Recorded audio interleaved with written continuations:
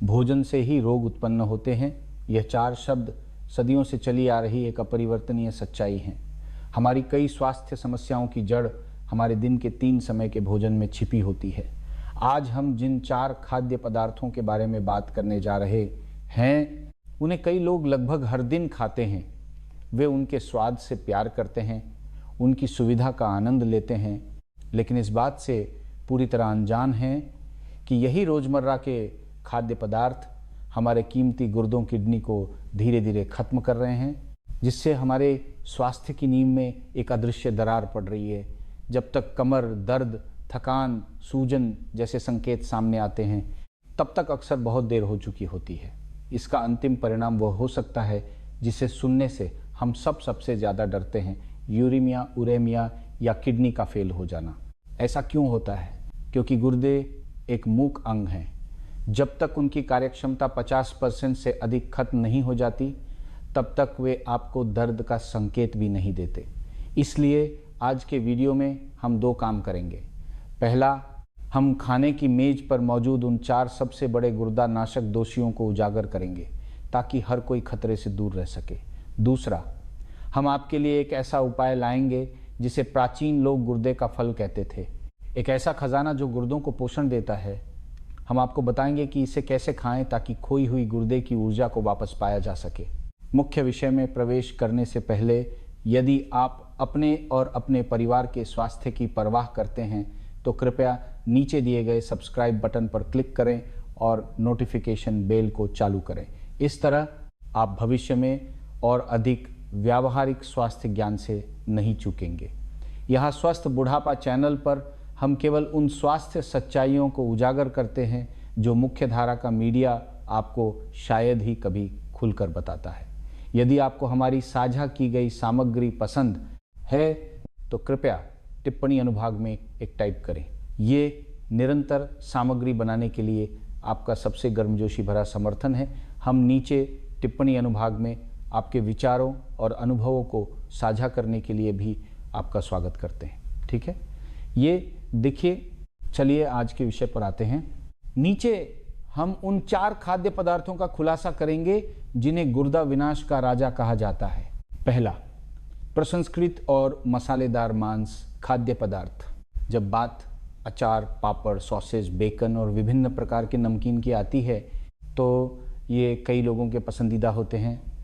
खासकर त्योहारों के दौरान या जब भूख कम लगती है तो उनका अनोखा नमकीन स्वाद हमेशा भूख बढ़ा देता है और लोग 2 रोटी ज़्यादा खा लेते हैं। इन खाद्य पदार्थों को बनाने की प्रक्रिया हमारे पूर्वजों की बुद्धिमत्ता का परिणाम है, जिन्होंने फ्रिज के बिना मांस और अन्य खाद्य पदार्थों को लंबे समय तक संरक्षित करने के लिए इसे विकसित किया था।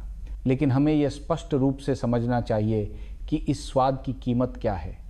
जिन दोस्तों ने कभी ये खाद्य पदार्थ बनाए हैं वे जानते होंगे कि भोजन को सड़ने से बचाने और उसमें स्वाद भरने के लिए नमक की मात्रा बहुत ज़्यादा होती है। अक्सर इसे किलो में मापा जाता है।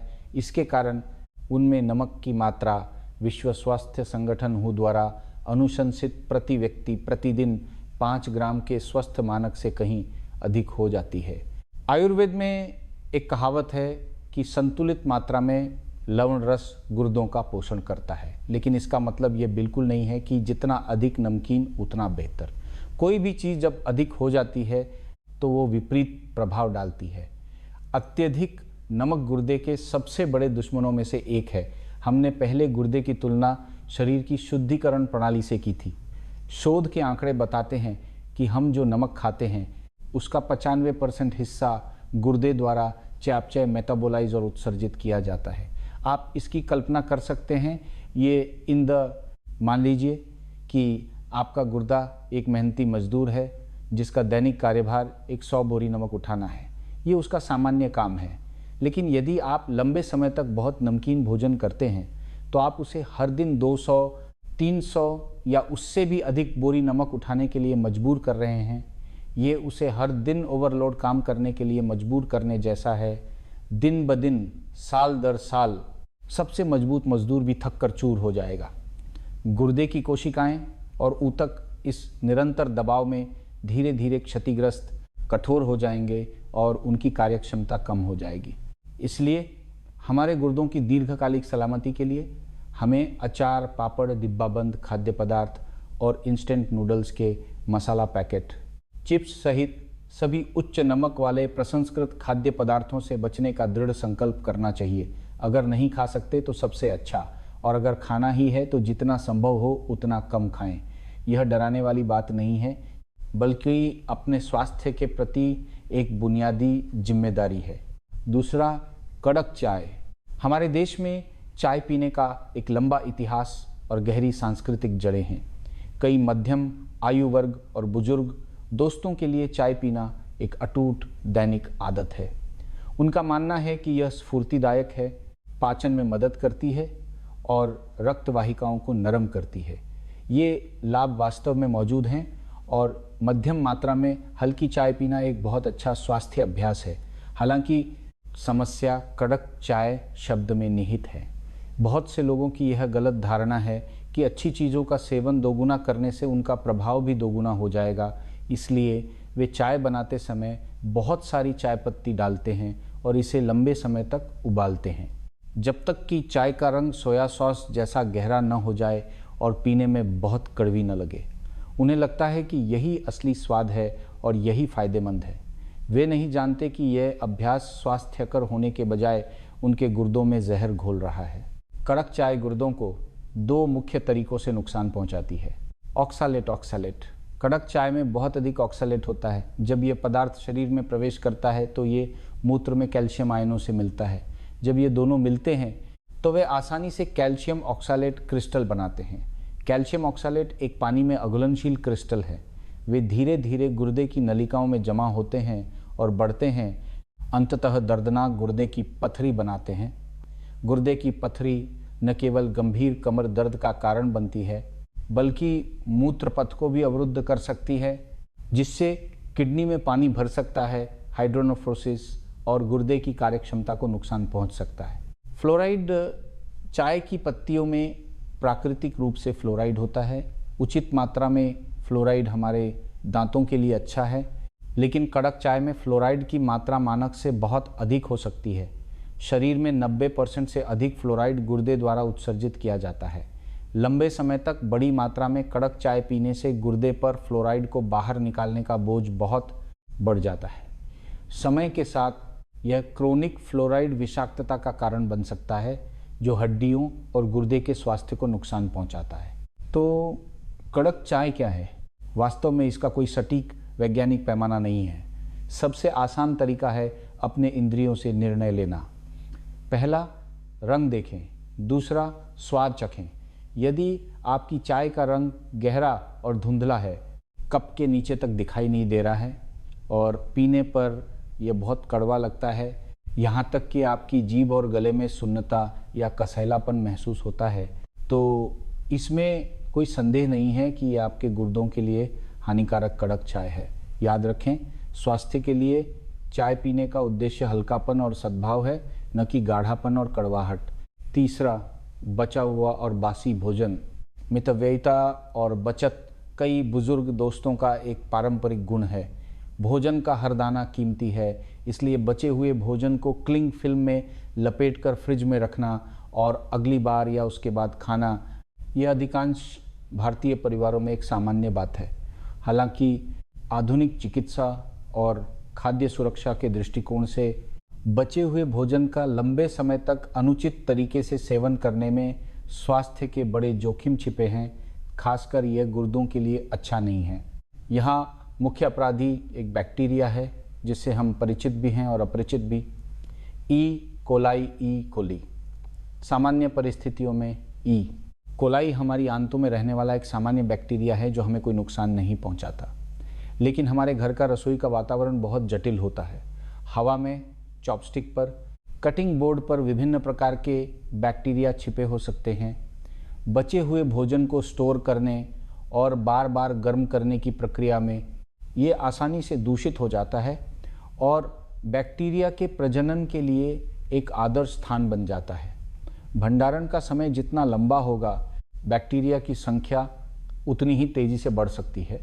एक बार जब हम इन रोगजनक कोलाई वाले भोजन को खा लेते हैं तो ये हल्के मामलों में तीव्र अंतर्शोथ, गैस्ट्रोएंटेरिटिस, उल्टी और दस्त का कारण बन सकता है।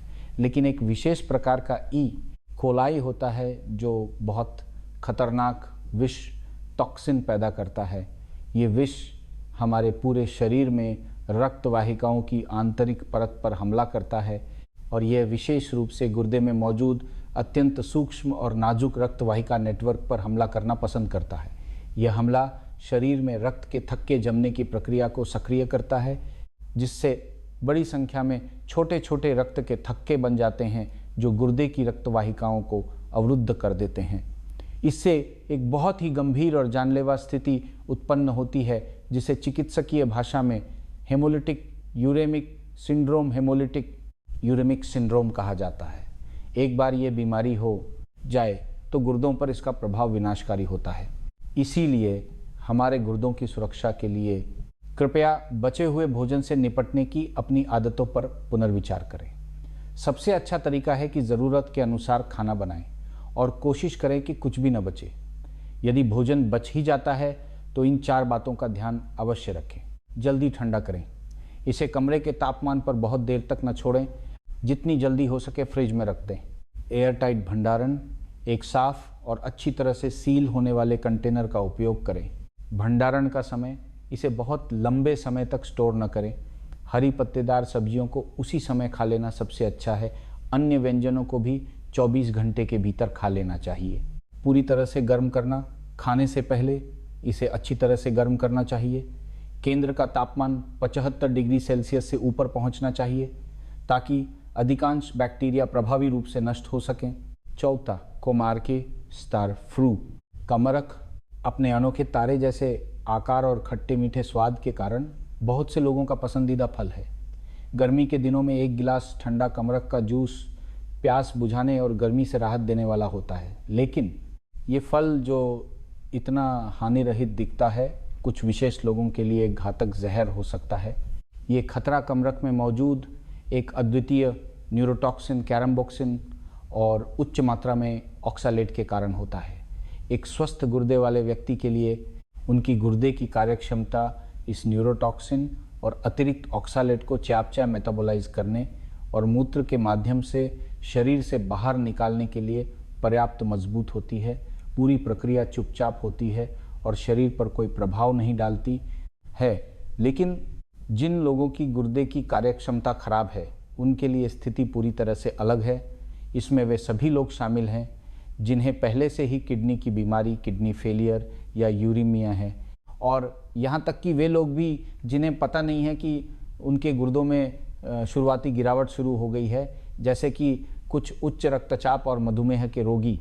उनके गुर्दे विषाक्त पदार्थों को प्रभावी ढंग से साफ करने की क्षमता खो चुके होते हैं। जब वे कमरख खाते हैं तो ये न्यूरोटॉक्सिन शरीर से बाहर नहीं निकल पाता और शरीर में जमा हो जाता है। ये रक्त परिसंचरण के साथ पूरे शरीर में फैलता है और सीधे हमारे मस्तिष्क और तंत्रिका तंत्र पर हमला करता है।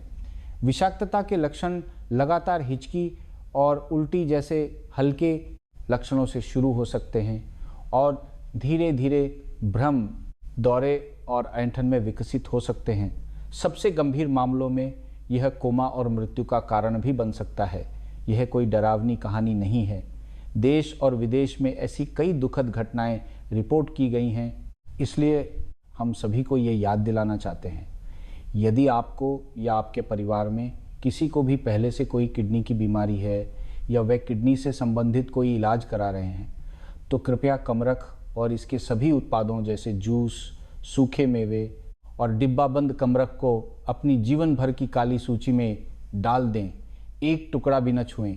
यहाँ तक कि पूरी तरह से स्वस्थ गुर्दे वाले वयस्कों को भी इसकी उच्च ऑक्सैलेट सामग्री के कारण एक बार में बड़ी मात्रा में इसका सेवन करने की सलाह नहीं दी जाती है। एक दिन में 1 या 2 से अधिक नहीं खाना सबसे अच्छा है। नुकसानदायक खाद्य पदार्थों के बारे में बात करने के बाद आपका मन थोड़ा भारी हो गया होगा। चिंता न करें, आगे हम एक ऐसे पुराने दोस्त का परिचय कराने जा रहे हैं जो गुर्दों के लिए बहुत अनुकूल है। ये हमारे जीवन में बहुत आम है, कीमत में सस्ता है, फिर भी इसे गुर्दे का फल और पेड़ पर उगा चावल जैसे कई सुंदर नाम दिए गए हैं। यह शाहबलूत या सिंघाड़ा चेस्टनट।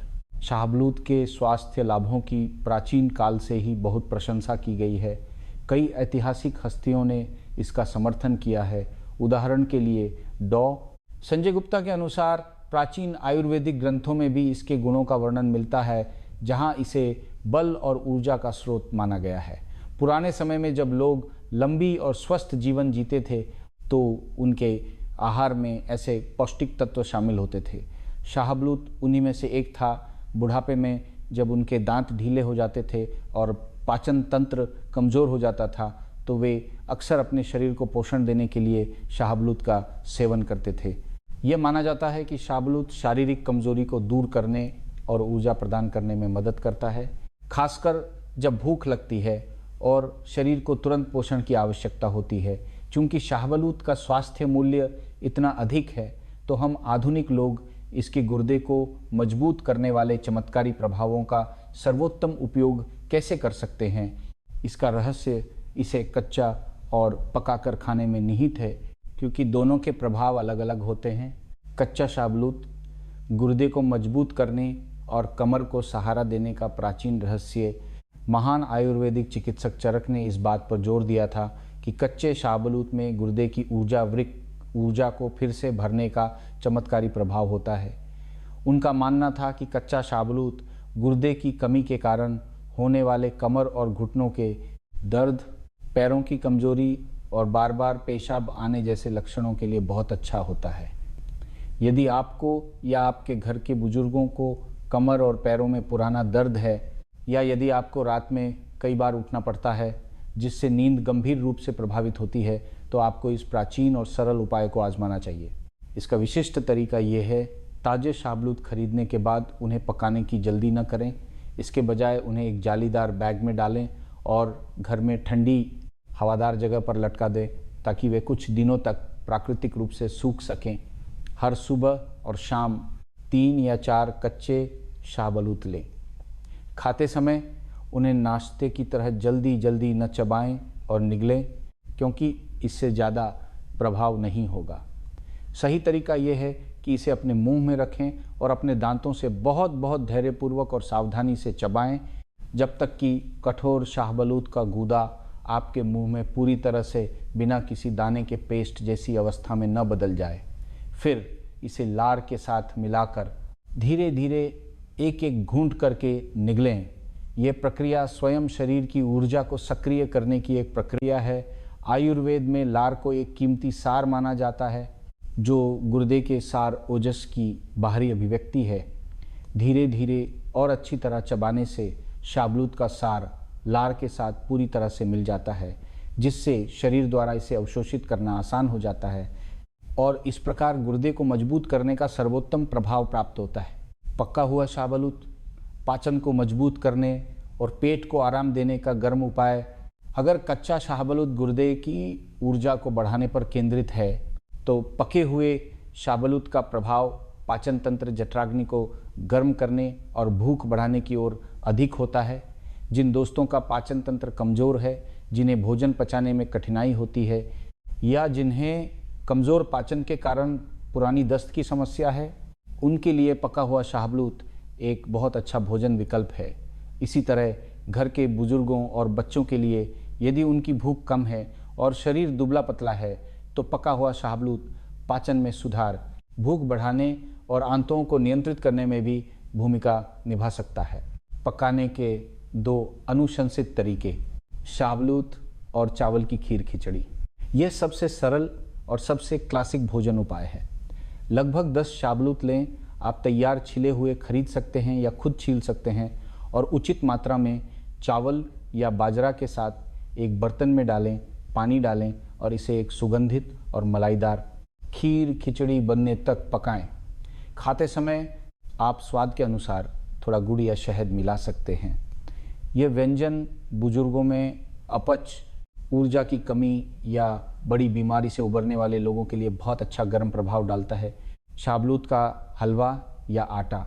आप शाहबलूत को भाप में या उबाल कर और फिर मैश करके हलवा बना सकते हैं, या पके हुए शाहबलूत को पीसकर पाउडर बना सकते हैं और रोटी, पराठा या अन्य भारतीय ब्रेड बनाते समय थोड़ा शाहबलूत का आटा मिला सकते हैं। यह न केवल एक अनूठा स्वाद जोड़ता है बल्कि अनजाने में पाचन को मजबूत करने और ऊर्जा को बढ़ावा देने में भी मदद करता है, खासकर उन बच्चों के लिए जिन्हें खाना पसंद नहीं है। अब जब हमने खाने की बात कर ली है तो हमें अपने दृष्टिकोण को थोड़ा और व्यापक बनाना होगा, क्योंकि कई बार हमारी दिन प्रतिदिन की आदतें जिन्हें हम सामान्य मानते हैं वे भी हमारे गुर्दे के सार को ख़त्म कर रही हैं और हमारे गुर्दे की कार्यक्षमता को नुकसान पहुंचा रही हैं। आयुर्वेद में कुछ मुख्य सिद्धांत हैं। गुर्दे हड्डियों को नियंत्रित करते हैं और मस्तिष्क से जुड़ते हैं।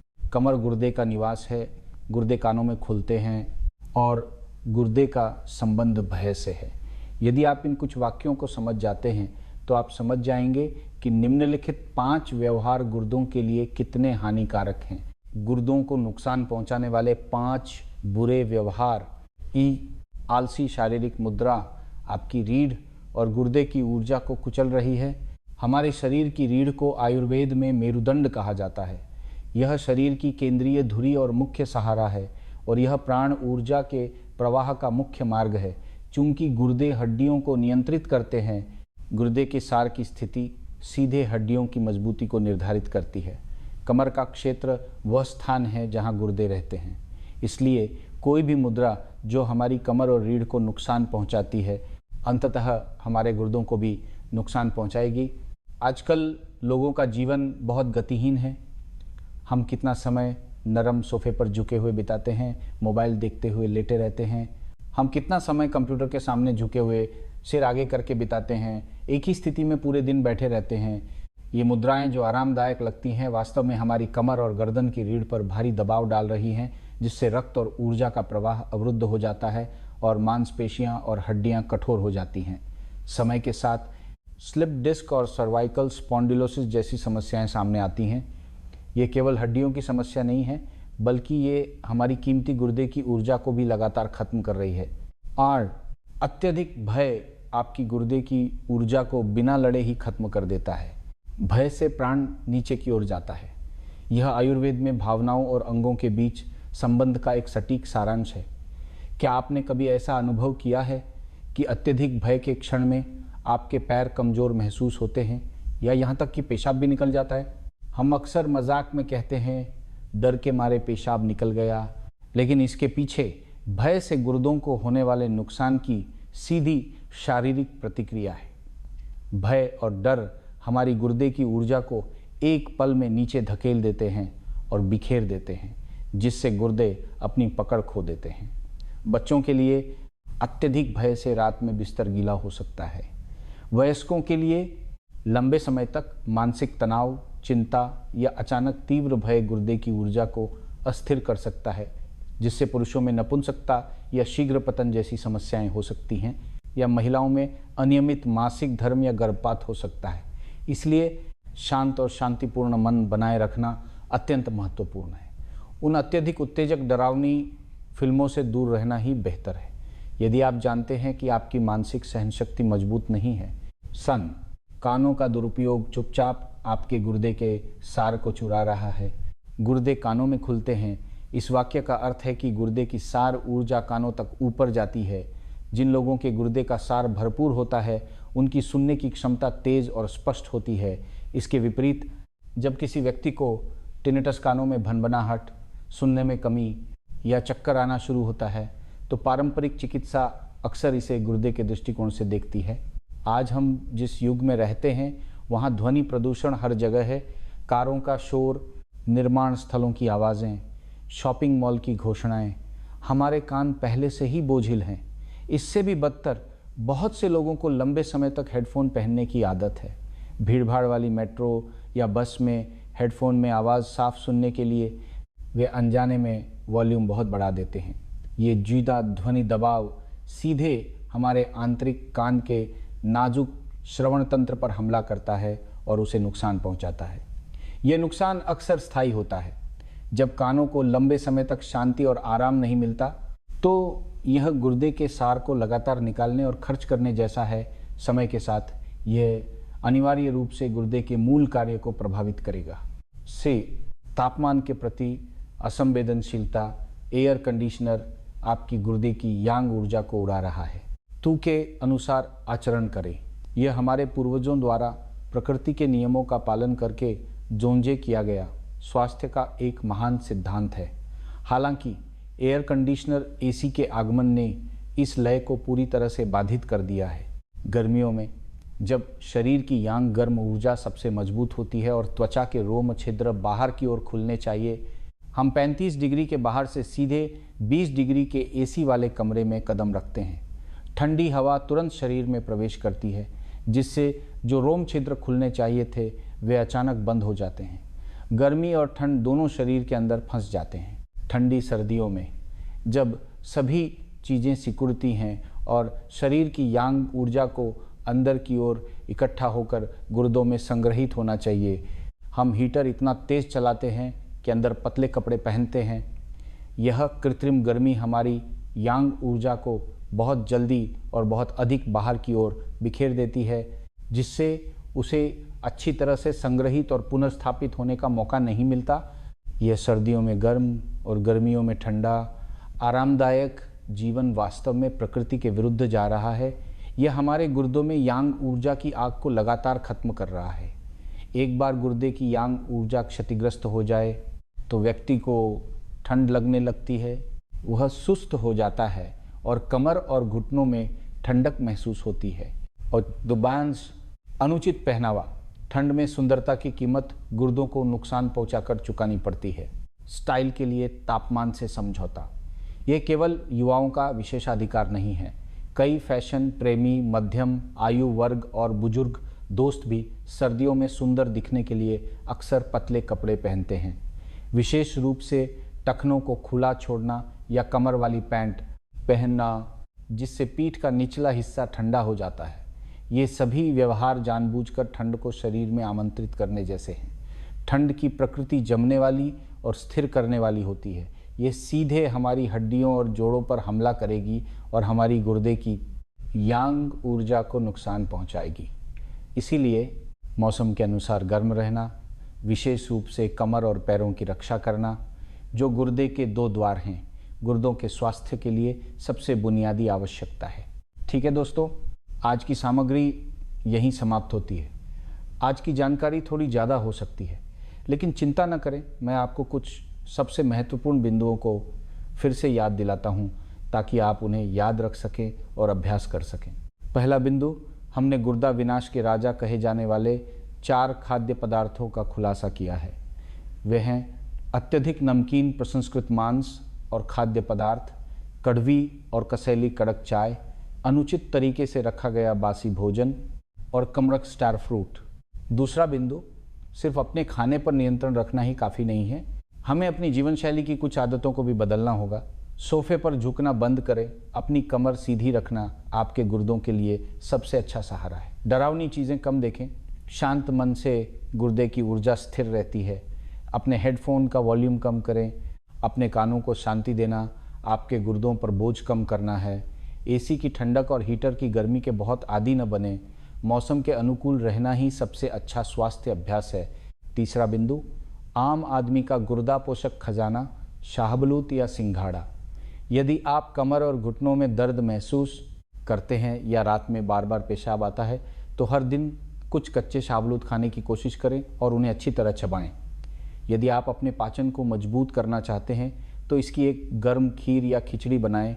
जैसे जैसे हमारी उम्र बढ़ती है, हमारी गुर्दे की ऊर्जा बैटरी की शक्ति की तरह स्वाभाविक रूप से कम हो जाती है।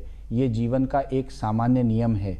इसी कारण से हमें इसकी और भी अधिक देखभाल और सराहना करनी चाहिए।